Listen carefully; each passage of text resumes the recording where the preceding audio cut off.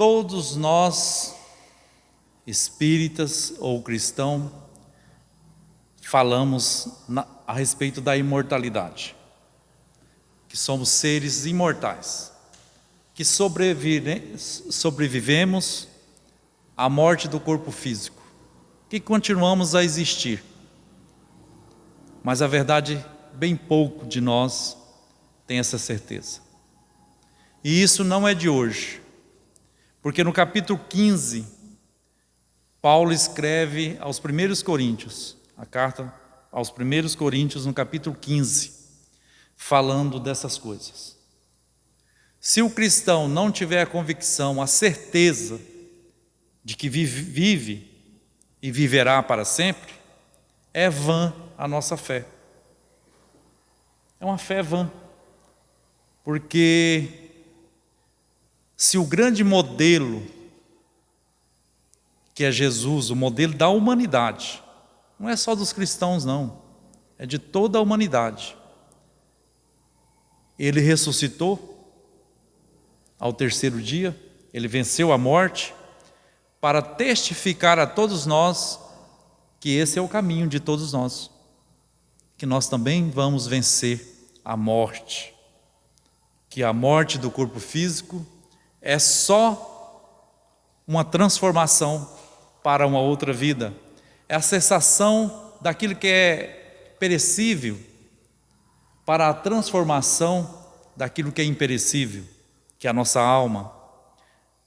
E ele, nesse capítulo, vale a pena todos, ao chegarmos em casa, capítulo 15, que ele escreve ao 1 Coríntios, né, onde Emmanuel tira um versículo desse capítulo, que é o 33, que diz assim: não vos enganeis, as más conversações corrompem os bons costumes. Para a gente entender, é necessário ler todo o capítulo, para a gente entender por que Paulo escreveu esse versículo e por que Emmanuel retira essa pérola desse capítulo para nos ensinar. Primeiro nós temos que ter a certeza de que somos seres eternos, que Deus nos fez na espiritualidade, nos plantou no corpo físico, depois nos colhe para a espiritualidade. É assim, é de lá que nós viemos, é para lá que nós vamos, todos nós, consciente ou não consciente, todos voltaremos para casa em espírito.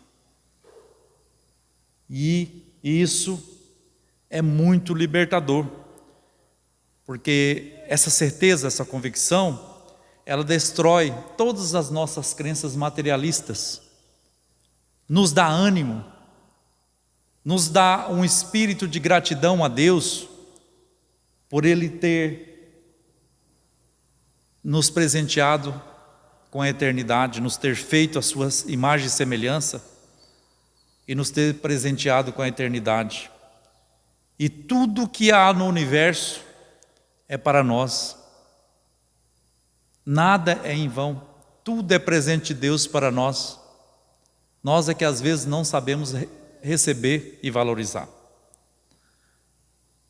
Por não ter essa convicção e essa certeza da imortalidade e da eternidade, que nós, ao deixar esse corpo físico, nós vamos surgir em um corpo espiritual, como Paulo, em várias ocasiões neste capítulo, ele chama a atenção dos povos lá da igreja de Corinto, para esta certeza. Nós vamos surgir num corpo espiritual incorruptível, indestrutível. E é isso que o Espiritismo vem clarear para toda a humanidade, afirmar claramente o que o Cristo viveu e testemunhou para nós.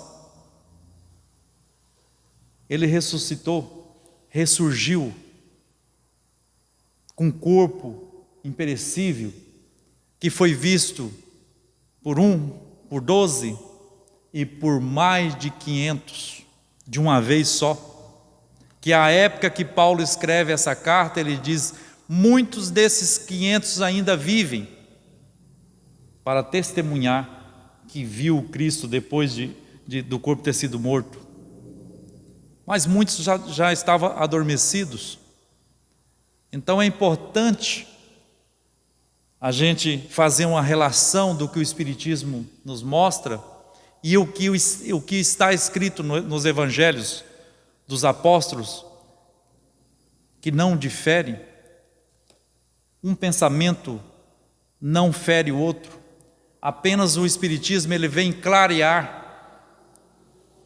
e nos dar a certeza, com a comunicabilidade dos espíritos fora do corpo, comunicando com o espírito que está no corpo, que são os médiuns, trazendo essa prova viva do que o Cristo nos deixou o grande exemplo, porque Jesus não tornou a liderança religiosa na terra, não foi porque ele fez milagre, foi porque ele ressuscitou, ele ressurgiu dos mortos e continuou o seu trabalho como continua até hoje no meio de nós,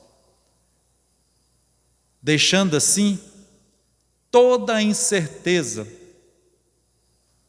da vida, mostrando para nós que a vida é contínua, é abundante no corpo e fora do corpo.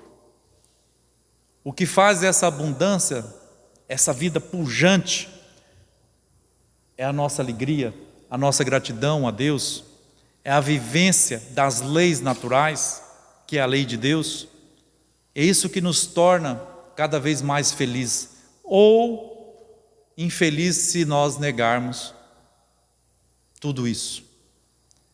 Porque triste é a alma do homem vivendo no corpo físico, em achar que ao terminar a lida do corpo, tudo se acaba com o corpo. Mas Paulo, desde há quase 2000 anos atrás, ele dizia que ressurgirá no novo corpo, o corpo celestial, que nós no Espiritismo tratamos de perispírito, que é o corpo celestial, é a mesma coisa, só muda nomes para entendimento, porque perispírito foi criado justamente para explicar. Foi criado por Allan Kardec na codificação do Espiritismo, para explicar como nascer de novo. Kardec usou reencarnar, quer dizer nascer de novo, é a mesma coisa, se não nascer de novo.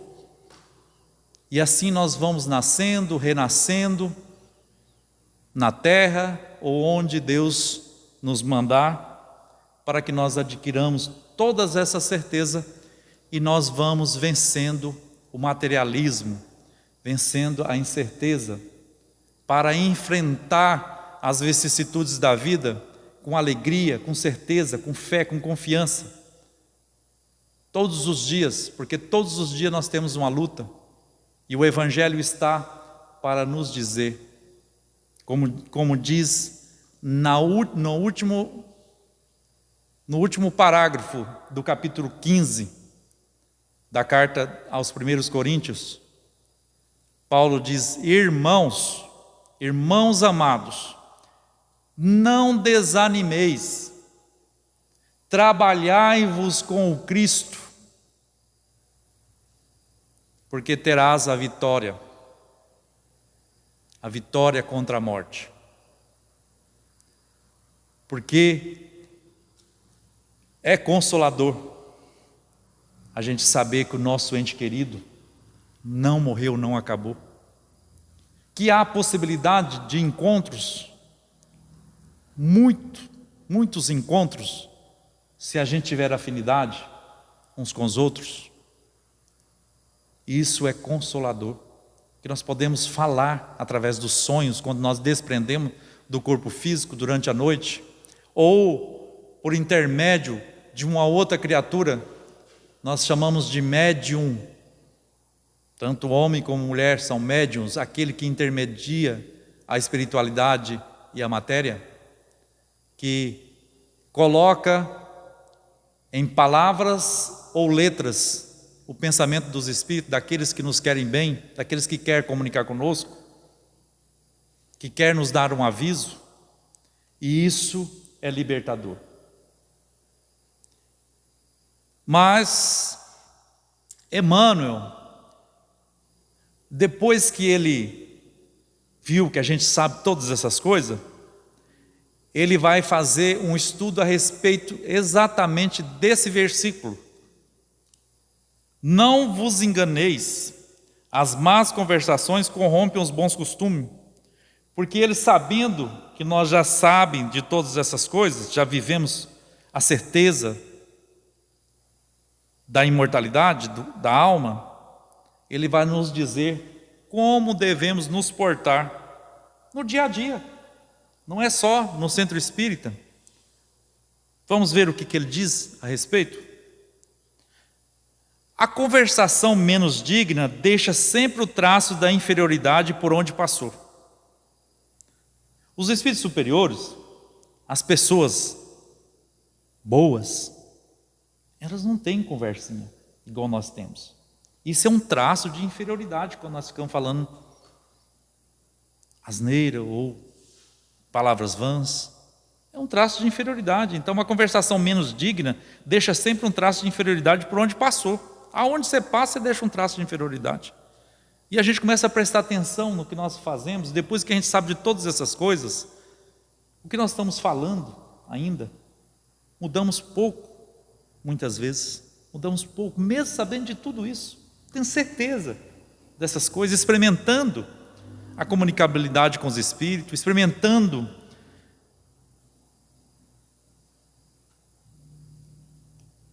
a vida transcendental, através de um sonho, de uma projeção astral, a gente tendo ali consciência de que nós somos naquele estado de coisa, e a gente ainda sai deixando um rastro de inferioridade por onde a gente passa.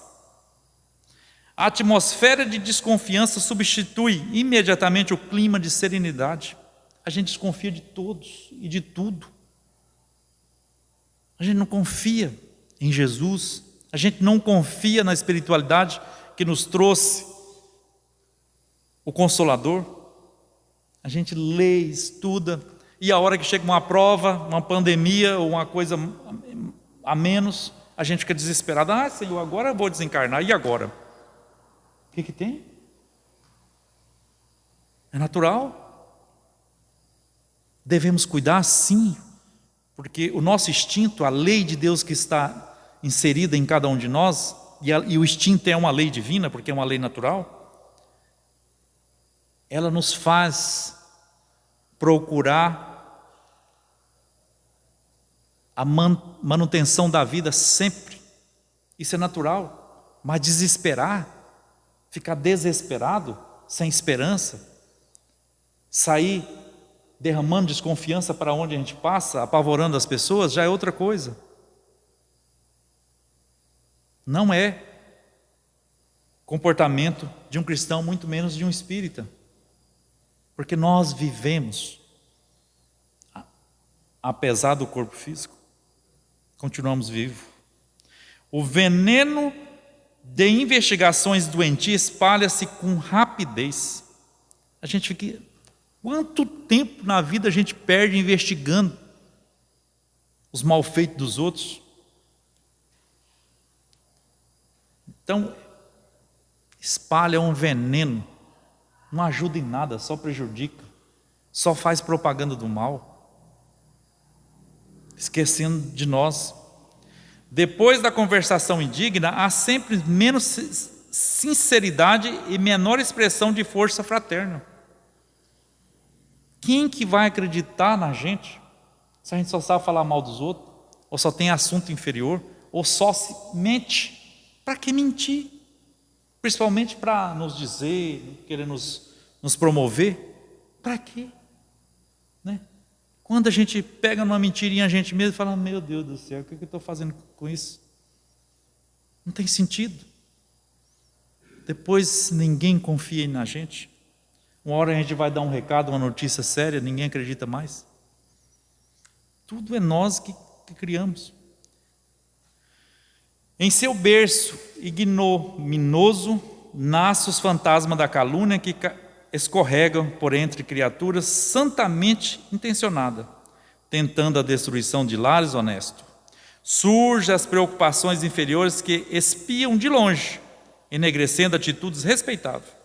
Emerge a curiosidade criminosa que comparece onde não é chamada, emitindo opiniões desabridas, induzindo os que a ouvem à mentira e à demência. Nessa época de facilidade de espalhar notícias, o que nós cristãos estamos fazendo? Nós verificamos todas as notícias que chegam até o nosso aparelho celular ou nosso computador, através das redes sociais, se aquilo é verídico para nós republicar? Nós fazemos isso? Essa notícia que chegou até nós, ela é boa? Mesmo se é verdadeira, ela é boa? Ela acrescenta para a gente republicar? Retransmitir? Essa notícia vai nos fazer melhores? Vai nos dar ânimo ou vai nos desanimar? É uma pergunta, são várias perguntas que dá para a gente fazer a hora que a gente vê lá. Ó. Juiz fulano de tal foi preso por corrupção. Vamos ver se é verdade. Se é verdade, precisa publicar? É importante para a sociedade, para mim? Espalhar? Destruir famílias? Envergonhar pessoas inocentes às vezes. Então são essas condutas que emanam, chamam a nossa atenção, porque isso é corriqueira do nosso dia a dia. E nessa época da chegada dessa facilidade da comunicação uns com os outros, o que nós temos para comunicar uns com os outros? Que palavras nós estamos levando? Que conversação nós temos?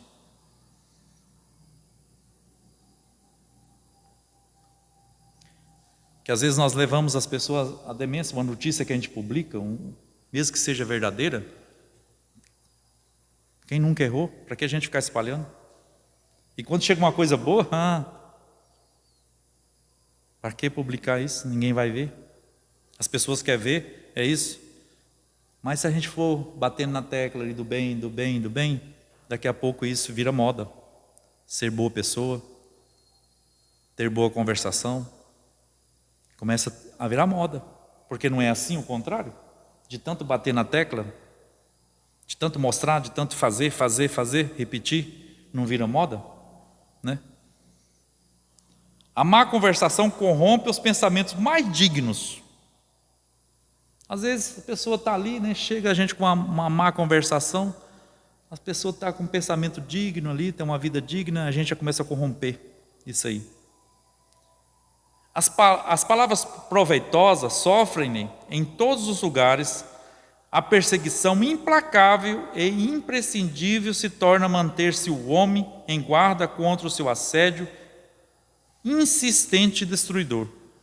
Então o que Emmanuel está falando é que nós, os cristãos, que nós já sabemos dessas coisas, nós devemos manter a serenidade e a guarda sempre, porque nós vamos estar rodeados de assuntos corruptos, assuntos que vai corromper a nossa alma. Quando o coração se entregou a Jesus, é muito fácil controlar os assuntos e eliminar as palavras aviltantes. É aqui que nós sabemos se nós já entregamos o nosso coração para Jesus, para o modelo de vida que precisamos ser. Que tipo de palavra nós estamos tendo? São palavras aviltantes? Ou palavras criadoras, cheias de vida? Examina sempre as sugestões verbais que te cercam no caminho diário. Vigiar é isso. É chegar um pensamento na gente, ou chegar uma notícia. Examina. O que o benfeitor está falando é isso. As sugestões que estão chegando ali, tem sugestão mental, sugestão verbal. Faz isso. Ele está falando, examina, observa se isso é bom, se isso é construtivo.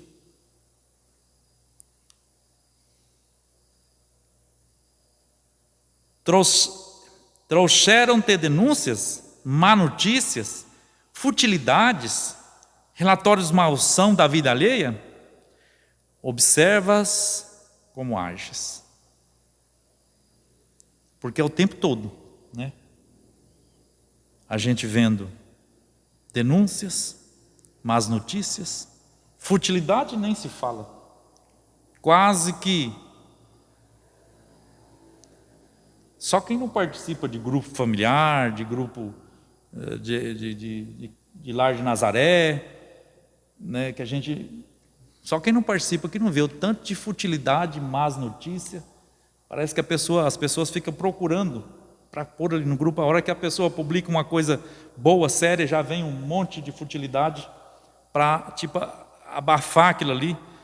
E a gente faz isso inconscientemente, porque é natural de nós. Está em nós essas futilidades, esse sentimento de curtir as más notícias, de vibrar com má notícia, de vibrar com a condição inferior do amigo, do companheiro, dos nossos irmãos. Aí eu não falei? Todo mundo está vendo. A gente fica feliz de ver o outro ser pego, enquanto a gente não é pego. Porque qual de nós não é criminoso? Chico disse que criminoso é aquele que é pego.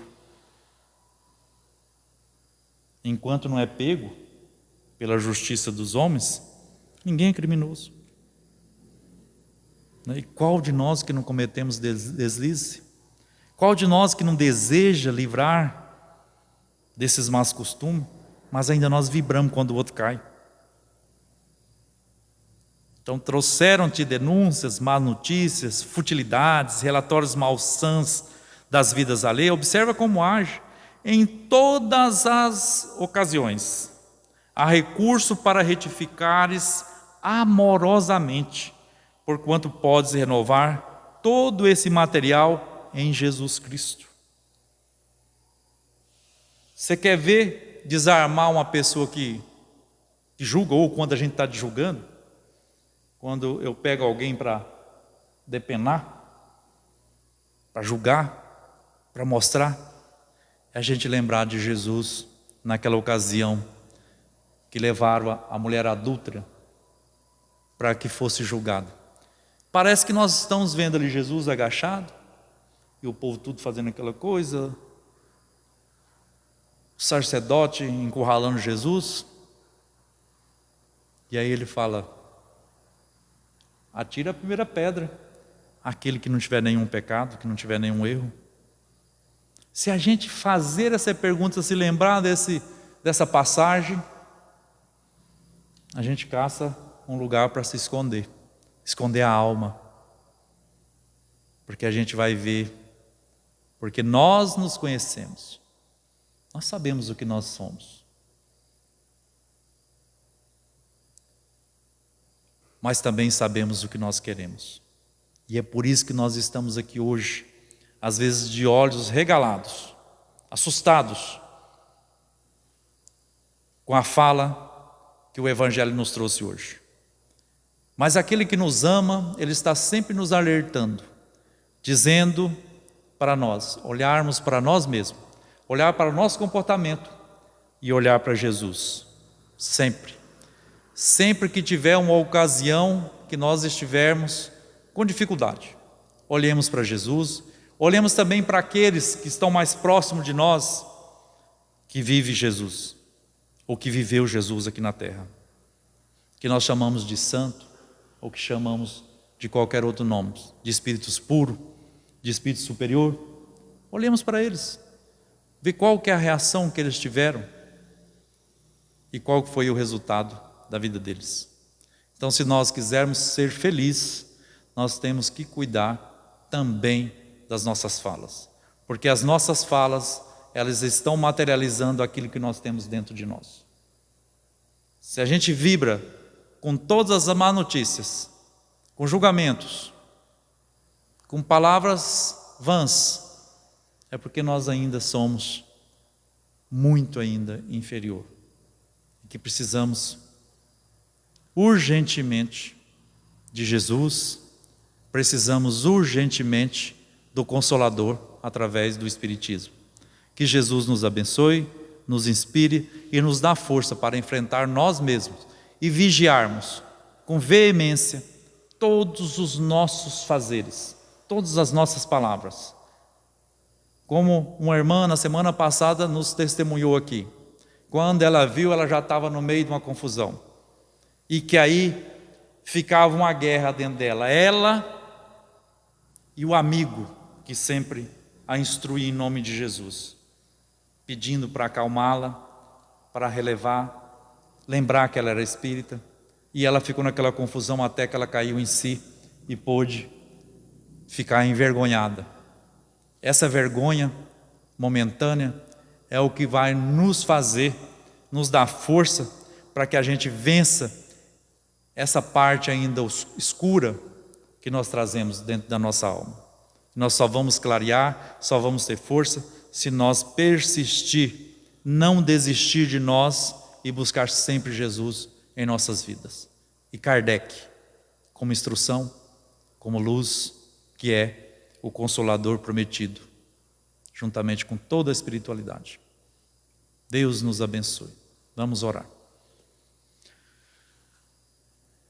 Jesus, perdoa-nos a nossa pequenez, a nossa ignorância, a nossa teimosia,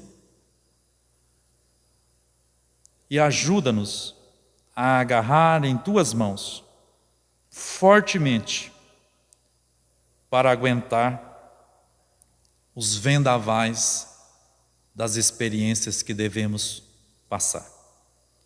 Como nosso irmão Paulo, que fora o último a ser chamado para a composição do seu apostolado, como ele mesmo disse: eu sou o menor de todos, mas tanto eu como os outros, nós testificamos e pregamos que tu vives, e se tu vives, nós viveremos também, pois tu é o caminho, a verdade e a vida para todos nós.